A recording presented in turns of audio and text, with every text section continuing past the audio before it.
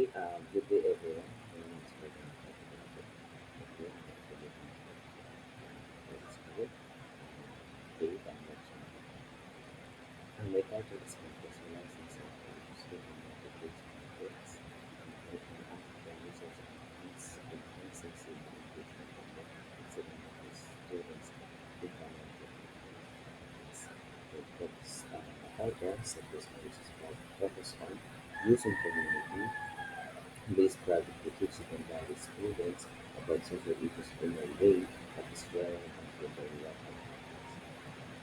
This approach aims to enhance engagement by involving students in real-world interactions, fostering a sense of responsibility and awareness of social responsibility. The imperative was civic engagement, importance of active citizen engagement in development, challenges in rural integrated schools, and socio-economic inequalities, the freedom of pupils and accessibility to education, and the role of non-integrated schools in the community.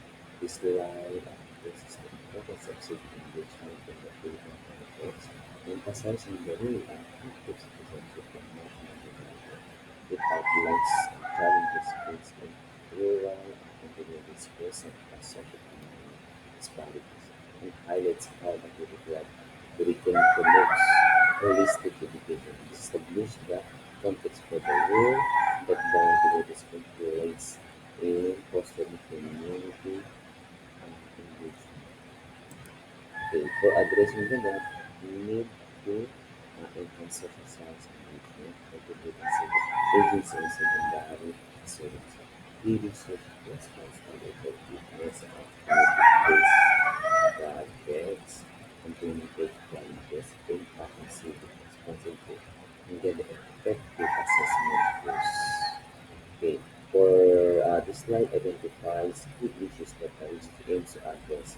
It emphasizes the need to enhance students' engagement in social science and cultivate a civic agency among secondary students. For key research question guide of the study, the effective of community-based project implementation challenges impact on civic responsibility and effective assessment tools. This slide frames the central problem that the research seeks uh, to explore. For the grounding study, critical pedagogy that Paulo Freire defined empowerment, social justice, experiential learning by default, learning by doing, and then social constructivism, led by skills. In this slide, I believe three two theoretical frameworks underpinning the study introduced. The first one is critical pedagogy. Paul Freire focuses on social justice, experiential learning day before emphasizes the learning through doing. Social constructivism by Lev Vygotsky stresses the importance of social interaction in learning. This foundation contextualizes the research with established educational duties. Okay, what we expect: increased critical thinking and civic awareness, challenges and opportunities in implementation, positive influence and civic responsibility, effective upon contextualized assessment tools. Here the presentation outlines the anticipated outcomes of the research. It anticipates increased critical thinking and civic awareness among students, identification of challenges and opportunities in implementation and a positive influence on civic responsibility. Furthermore, it expects to find effective contextualized assessment tools that are appropriate for measuring engagement and learning. Okay, the action research approach, silica process planning, acting, observing, reflecting, and then a practical contextualized participatory and collaborative focus on positive change. Okay. This slide explains the action research approach being utilized. It describes the cyclical nature of action research, which includes planning, acting, observing, and reflecting. The slide emphasizes the practical contextualized, participatory, and collaborative characteristics of action research, focusing on driving positive change within the school community. For the phase one, a planning and reconnaissance and needs assessment, contiguous observations, formation of collaborative team, development of project framework, planning of intervention. For the phase one of the research methodology is presented here. It includes a need assessment involving interviews, observations, the formation of a collaborative team, development of a project framework, and planning of interventions. This slide sets the groundwork for the implementation of the community projects. For the phase two, action implementation of community-based projects, data collection like journals, observation reviews, monitoring, and observation.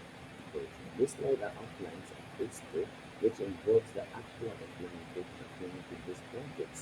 It features data collection methods such as journals, observations, and interviews as key aspects of monitoring the process and engaging with participants. With the phase three observation and reflection, data analysis and qualitative and quantitative reflection and interpretation, evaluation of the theoretical framework. For the phase three focuses on observation and reflection. The slide outlines activities include data analysis, both qualitative and quantitative reflection on the findings and interpretation process. Naming this as a critical step of evaluation against the theoretical framework.